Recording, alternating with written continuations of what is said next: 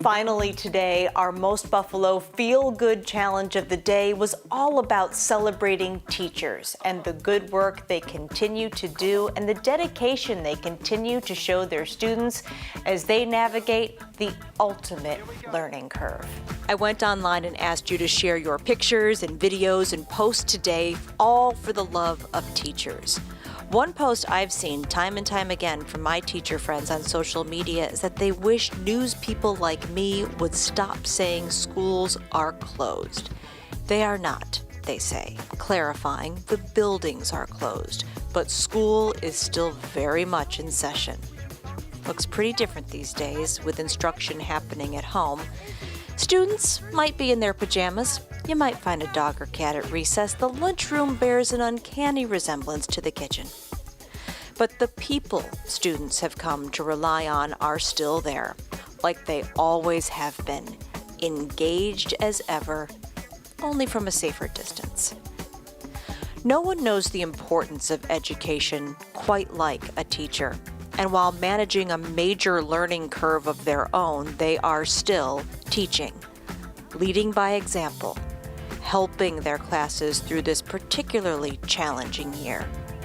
We see examples every day of teachers coming up with creative ways to engage with their students, doing everything from reaching out online to staging socially distant parades to help keep school spirit strong.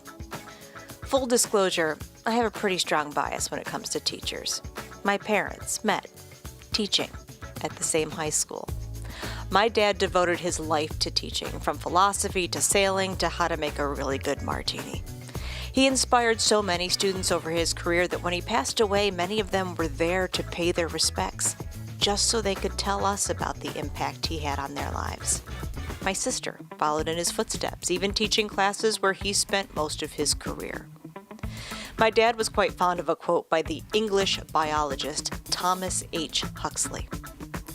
"Perhaps the most valuable result of all education," he said, "is the ability to make yourself do the thing you have to do when it ought to be done, whether you like it or not."